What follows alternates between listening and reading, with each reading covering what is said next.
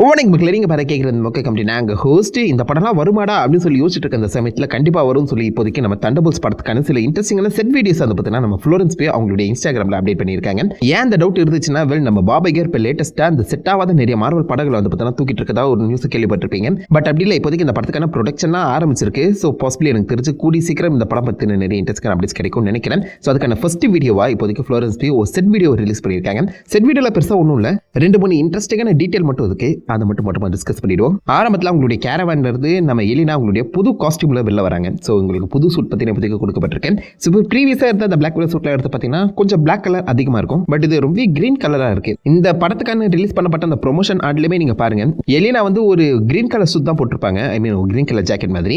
இது அப்படியே நம்ம ப்ரீவியஸாக பிளாக் விட போட்டுதாக்கல அதே ஜாக்கெட் தான். அவங்க ஞாபகத்தமா இந்த படம் முழுக்கவே தான் போட்டிருப்பாங்கன்னு நினைச்சேன். இல்ல நம்ம ஃப்ளோரன்ஸ் பீக்குன்னு ஒரு புது சூட் வந்து பார்த்தீங்கன்னா கொடுக்கப்பட்டிருக்கு. ஃபுல் கிரீன் கலர்ல இருக்க ஒரு மிலிட்டரைஸ்டு சூட் மாதிரி வந்து பார்த்தீங்கன்னா பிரசன்ட் பண்ணியிருக்காங்க. கிரீன் கலர் ஐ ஷேடோவும் போட்டிருக்காங்க. அண்ட் பின்னாடி அந்த கேரவான்ல எலினா தான் சொல்லி எழுதப்பட்டிருக்கு, ஃப்ளோரன்ஸ் பீனும் இல்ல. ஸோ மோஸ்ட்லி இந்த கேரக்டர் நேம் இந்த செட் கொண்டு ஃபாலோ பண்ணிட்டு இருக்காங்க போல. இந்த செட்ல என்னால என்னென்ன விஷயங்கள் காமிக்க முடியும் சொல்லி அந்த செட்டுக்குள்ள போகும்போது 2 முக்கியமான விஷயங்களை தான் உங்களால நோட் பண்ண முடியும். ஒன்னு, இந்த பின்னாடி இருக்க அந்த மிகப்பெரிய சிலிண்டர். அந்த சிலிண்டர் என்னன்னு தெளிவா தெரியல. கண்டெய்னிங் சேம்பரா இருக்க வாய்ப்புகள் அதிகம். ஒன்னு சென்ட்ரியா இருக்கலாம், அப்படி இல்லைனா ஒயிட் விஷனா இருக்க சான்சஸ் இருக்கு. ஒயிட் விஷன் எங்க போனாருன்னு தெரியல, பட் கூடி சீக்கிரம் பாப்பீங்கன்னு சொல்லி ஏகப்பட்ட ரிப்போர்ட் சொல்றது காரணத்தினால மேபி இந்த இடத்துல நம்ம ஒயிட் விஷனை அடைச்சு வச்சிருக்காங்களோ. அப்படி இல்லைனா சென்ட்ரி இந்த படத்துல கண்டிப்பா வர போறான்னு எல்லாருக்கும் தெரிஞ்சிருக்கும். ஸ்டீவன் சோ தான் ஆக்சுவலா அந்த சென்ட்ரி ரோல் ப்ளே பண்றதா இருந்துச்சு. பட் அவர் நான் வரல அப்படின்னு சொல்லி கிளம்பிட்ட அப்புறம் இப்போதைக்கு லூயிஸ் புல்மேன்ங்கிற இன்னொரு கேஸ்டிங் வந்து பார்த்தீங்கன்னா ஆஃபீஷியலாவே கன்ஃபார்ம் பண்ணியிருக்காங்க. லூயிஸ் புல்மேன் தான் சென்ட்ரியா வர போறாரு. மேபி சென்ட்ரியை இந்த இடத்துல தான் அந்த கண்டெய்னிங் சேம்பர் அடைச்சு வச்சிருக்கவும் சான்சஸ் இருக்கு. இது ரெண்டுத்துல யாராவது ஒருத்தங்களா இருக்கலாம், இல்ல இது ஒரு சாதாரண எலிவேட்டருங்கிற மாதிரி கூட சொல்லலாம். பட் இது ஒரு மனுஷன் நிக்கிற மாதிரி அளவுல தான் இருக்கு. ஸோ பாசிபிளி கண்டெய்னிங் சேம்பரா இருக்க வாய்ப்புகள் அதிகம். அப்படியே ஜேக் அந்த படத்தோட டைரக்டர் வந்து பார்த்தீங்கன்னா நம்ம ஃப்ளோரன்ஸ் பே காமிக்கும் போது பின்னாடி எடிட்டர் அவருடைய ஸ்கிரீன்ல வந்து பார்த்தீங்கன்னா ஒரு முக்கியமான சீன் வந்து காமிக்கிறாரு. அதுல நம்ம எலினா பெலவா கையில கன்னோட நடந்து வந்துட்டு இருக்காங்க. அவங்களுக்கு பின்னாடி அந்த கண்டெய்னிங் சேம்பரோ ஒரு பாசிபிள் இந்த எலிவேட்டரோ இருக்கு. ஸோ அவங்க செட்டிங்ல வச்சு பார்க்கும்போது ஏதோ ஒரு பேஸ்மெண்ட்ல நடக்கிற மாதிரி அது ஒரு ஃபீலை கொடுக்குது. அகைன் எலிவேட்டரா இருக்கலாம், கண்டெய்னிங் சேம்பரா இருக்கலாம். அண்ட் கையில கன்னோட உள்ள வந்துட்டு இருக்காங்க. ஸோ இது அவங்களுக்கு தெரிஞ்ச இடம் கிடையாது, ஏதோ ஒரு புது இடத்துக்கு தான் வந்திருக்காங்க போல. அண்ட் அவங்களுடைய கேஷுவல் சூட்ல தான் இருக்காங்க, பிளாக் விடோ சூட்ல இல்ல. ஸோ விச் மீன்ஸ் இந்த இடத்துல அவங்க ட்ரைனிங் கூட பண்ணலாம். என்ன பண்ண போறாங்கன்னு தெரியலங்க. அண்ட் அந்த இடத்த காமிக்கிறதுன்னு சொல்லி பின்னாடி சின்னதாக ஒரு சின்ன கிளிம்ஸ் மட்டும் தான் காமிச்சிருக்காங்க. ஸோ அதை வச்சு பார்க்கும்போது உங்களுக்கு தெரியணும் ஏதோ ஒரு அண்டர் கிரவுண்ட் பேஸ்மெண்ட் மாதிரி தான் எனக்கு ஃபீல் ஆகுது. ஃபுல்லா சென்டர் பிளாக்ஸ் அந்த ரொம்ப இந்த சிமெண்டால வந்து பார்த்தீங்கன்னா கவர் பண்ணி வச்சிருக்காங்க. ரொம்ப சேஃபான ஒரு நியூக்ளியர் பங்க் அவுட் மாதிரி இருக்கு பார்க்க. நிறைய பேர் இதை டக்குன்னு பார்த்தோன்னே பாசிபிளி இது வந்து அந்த செலஸ்டியலா இருக்குமோங்கிற மாதிரியும் கேள்வி கேட்டிருந்தீங்க. அதாங்க இட்டர்னல்ஸ் படத்துல அந்த மிகப்பெரிய கடலுக்கு நடுவில் டியாமட்டுங்கிற ஒரு பெரிய செலஸ்டியலை ஃப்ரீஸ் பண்ணி வச்சிருக்காங்களா, அந்த செலஸ்டியலை சுற்றி தான் அந்த கதை நகர போற மாதிரி ஒரு ரூம் சுத்திட்டு இருக்கு. அதன்படி பாசிபிளி அந்த செலஸ்டியலுக்குள்ள இருக்க ஏதாவது ஒரு முக்கியமான சோர்ஸ் ஆர் பாசிபிளி அடமாண்டியம் அலாய யூஎஸ் கவர்மெண்ட் எடுக்க இந்த பக்கம் தண்டபுல்ஸ் அனுப்பியிருக்காங்க போல. அதுக்காக தேவைப்படுற எக்யூப்மெண்ட்ஸ் எல்லாத்தையுமே இந்த மாதிரி பில்ட் பண்ணிருக்கோம் சான்சஸ் இருக்கு. பின்னாடி நான் சொன்ன பாத்தீங்களா எலிவேட்டர் இல்லைனா கண்டெய்ன்மெண்ட் சேம்பர், அது மேபி டியூபா கூட இருக்க வாய்ப்புகள் அதிகம். இந்த டியாமட்டுக்குள்ள இருக்க அந்த அலாய பாசிபிளி இந்த டியூப் மூலமா உறிஞ்சு எடுத்துட்டு இருக்காங்க போல. ஸோ என்னவா வேணாச்சு இருக்கலாம். அது சம்பந்தப்பட்ட ரிப்போர்ட்ஸை தனியாக பேசுறதுக்கு முன்னாடி இந்த இடத்துல அஃபிஷியல் தண்டர்போல்ட்ஸ் டைட்டில் வந்து பார்த்தீங்கன்னா ரிவீல் பண்ணுறாங்க. தண்டர்போல்ட்ஸ் பக்கத்தில் என்னப்பா ஸ்டார் இருக்கு, தண்டர்போல்ட்ஸ் ஆஸ்ட்ரிக் போட்ட மாதிரி. ஏதாச்சும் ஒன்று தப்பு பண்ணியிருந்தா நம்ம வந்து ஆஸ்ட்ரிக் போட்டு அனுப்புவோம்ல, மெசேஜ் பண்ணுறவங்களுக்கு தெரியும்னு நினைக்கிறேன். அந்த ஆஸ்ட்ரிக் போட்டு ஏதாவது மிஸ்டேக்னு சொல்லும்போது அனுப்புவோம். அதே மாதிரி தண்டர்போல்ட்ஸ்ங்கிற டைட்டிலே மிஸ்டேக்குங்கிற மாதிரி ஆஸ்ட்ரிக் வச்சிருக்காங்க. ஐ மீன் இங்கே மட்டும் இல்லைங்க, இந்த சேருக்கு பின்னாடி மட்டும் இல்லை, அஃபிஷியலாக அந்த வீடியோவில் கூட அந்த கேப்ஷனில் நீங்கள் பார்த்தீங்கன்னா ஹேஷ்டாக் தண்டர்போல்ட்ஸ் ஆஸ்ட்ரிக் தான் போட்டிருக்காங்க. ஆஸ்ட்ரிக் அவங்க விடவே இல்லை. ஸோ விச் மீன்ஸ் இந்த படத்தோட அஃபிஷியல் டைட்டில் தண்டர்போல்ட்ஸ் ஆஸ்ட்ரிக் இப்போ வரைக்குமே.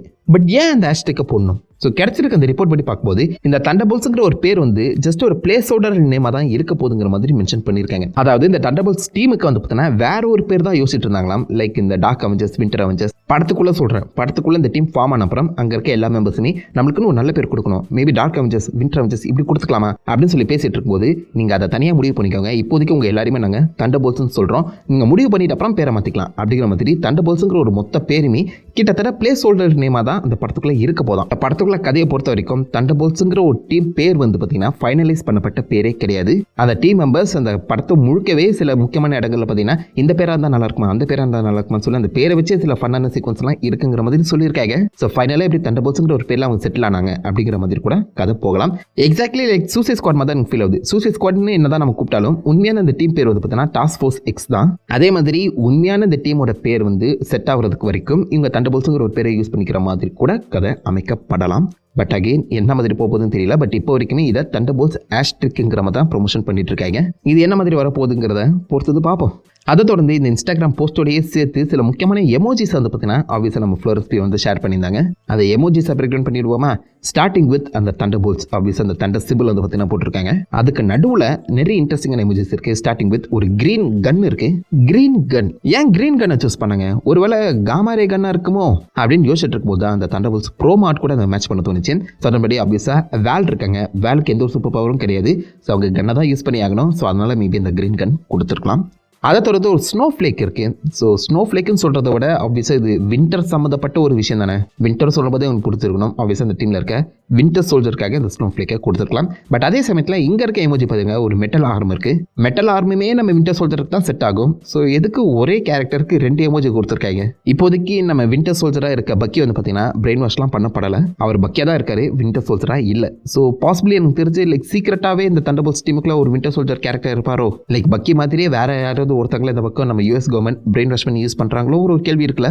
இல்லை பக்கியை குறிக்கிறதுக்காகவே வின்டர் சோல்ஜர் அண்ட் மெட்டல் ஆர்மை கூட அவங்க பிளேஸ் பண்ணியிருக்கலாம். 2 எமோஜி போடக்கூடாதா? தப்பா?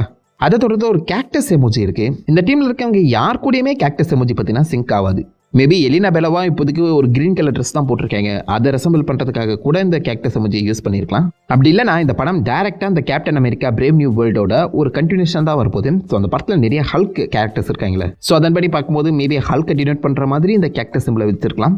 பட் கேக்டஸ் அண்ட் ஹல்க் வந்து பெருசாக மேட்ச் ஆக மாட்டாங்க. எனக்கு என்னமோ இது லீடரை குறிக்கிற மாதிரி தான் தோணுது. ஸோ அந்த கேக்டஸ் நீங்கள் எடுத்து பார்த்தீங்கன்னா பெரிய மண்டை 2 குட்டி கைங்கிற மாதிரி ஒரு ஃபீல் வரும். லீடர் கேரக்டருமே வந்து பார்த்தீங்கன்னா பெரிய மண்டை இருக்கும், 2 குட்டி கைகள் இருக்கும். ஸோ அதை ரெசம்பிள் பண்ணுற மாதிரி லீடர் இந்த படத்தில் இருக்க போறாருங்கிறத சொல்லாமல் சொல்கிறாங்களோ.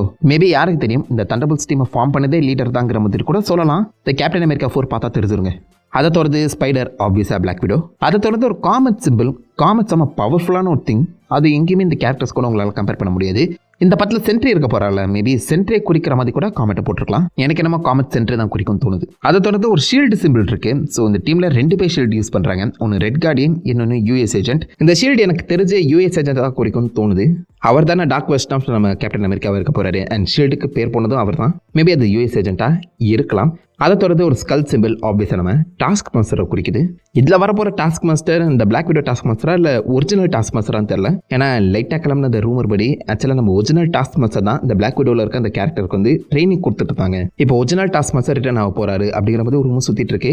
பாப்போம் ஒரிஜினல் டாஸ்க் மாஸ்டர் அப்படிங்கிற யாராவது இன்ட்ரடியூஸ் பண்ணுறாங்களா, இல்லை ப்ரீவியஸ் டாஸ்க் மாஸ்டரே மனம் திருதி மோஸ்ட் மாட்டாங்களான்னு. அதை தொடர்ந்து ஆப்வியஸாக மெட்டலாம் அதை ஃபாலோ பண்ணி கோஸ்ட் சிம்பிள், ஆப்வியஸ் இந்த டீமில் கோஸ்ட்டுமே இருக்க போகிறாங்க. அண்ட் அந்த வாஸ்பில் பார்த்தீங்களா அதே கோஸ்ட் இப்போதைக்கு ஃபைனலாக ரிட்டர்ன் ஆக போகிறாங்க. அண்ட் ஃபைனல் எமோஜியில் யாரோ தாடியோட இருக்க மாதிரி காமிக்கப்பட்டிருக்கு. கண்டிப்பாக அது வந்து நம்ம ரெட் கார்டியன் தான். ரெட் கார்டியனுக்கு மட்டும் தான் இந்த டீமில் தாடி இருக்குது. ஸோ அதை டினோட் பண்ணுறது இந்த தாடி எமோஜியுமே போட்டிருக்கலாம். ஸோ இந்த டீமில் யாரெல்லாம் இருக்க போகிறாங்க, யாரெல்லாம் பாசிபிளி சேர்றதுக்கான வாய்ப்புகள் இருக்குங்கிறத சின்னதாக ஹிண்ட் பண்ணியிருக்காங்க. அவ்வளோதான். புதுசாக யாரெல்லாம் வர போகிறாங்க, ஹல்க்கு இந்த ஒயிட் விஷனில் இருப்பாங்களா இல்லையாங்கிறத பொறுத்து பார்ப்போம். ஓவராலாக இப்போதைக்கு ஒரு குட்டி டீஸ் தாங்க கொடுக்கப்பட்டிருக்கு. அண்ட் இந்த தண்டர்போல்ட்ஸோட பேசிக் அவுட்லைன் படி பார்க்கும்போது இந்த டீம் மெம்பர்ஸை அந்த டியாமெண்ட்டுக்குள்ளே அமைச்சு அங்கே இருக்க அந்த அடமெண்டியம் அலையை கலெக்ட் பண்ண ட்ரை பண்ணும்போது நம்ம சென்ட்ரி வந்து பார்த்தீங்கன்னா கெட்டவராக மாட்டுவாராம். ஐ மீன் சென்ட்ரிக்குள்ளே 2 வித்தியாசமான ஃபார்ம் இருக்குல்ல, ஒன்று சென்ட்ரி இன்னொன்று வாய்டு. ஸோ இப்போதைக்கு வாய்டு கூட சண்டை போட்டு நம்ம சென்ட்ரியை காப்பாற்றுறது தான் தண்டர்போல்ட்ஸோட ஒரு புது மிஷனாகவே மாறப்போதுங்கிற மாதிரி கதையை முடிப்பாங்களாம். இது கேப்டன் அமெரிக்கா பிரேவ் நியூ வேர்ல்டோட கண்டினியூஷனாக இருக்கும்போது அந்த கதை என்ன மாதிரி போகுதுங்கிறத நம்ம பொறுத்தது பார்த்தா தான் தெரியும். கண்டிப்பாக சென்ட்ரியை டிஃபீட் பண்ணுற அளவுக்கு தண்டர்போல்ட்ஸ் பவர்ஃபுல்லான டீம் கிடையாது. But that makes the story interesting, right? The powerless character super powerful god level பீயிங்காக இருக்க சென்ட்ரி எப்படி டிஃபீட் பண்ணாங்க அப்படிங்கிற மாதிரி ஒரு வித்தியாசமான இன்ட்ரெஸ்டிங்கான கதையை அழகாகவே ப்ரெசென்ட் பண்ணுறாங்களா இல்லையாங்கிறத பொறுத்தது பார்ப்போம். இந்த தண்டர்போல்ட்ஸ் டீமை பற்றி நீங்கள் என்ன நினைக்கிறீங்க? இந்த ஃப்ளோரன்ஸ் பியூ போட்டிருக்க அந்த வீடியோ பற்றி உங்கள் தாட்ஸ் மறக்காம கீழே கமெண்ட் பண்ணிட்டு அந்த லைக் பண்ணி தட்டி விடுங்க. நான் உங்களை நல்ல ஒரு ஆசமான விடையில மீ பெற்று நிறுத்திருக்கேன். Have fun guys. வட்டா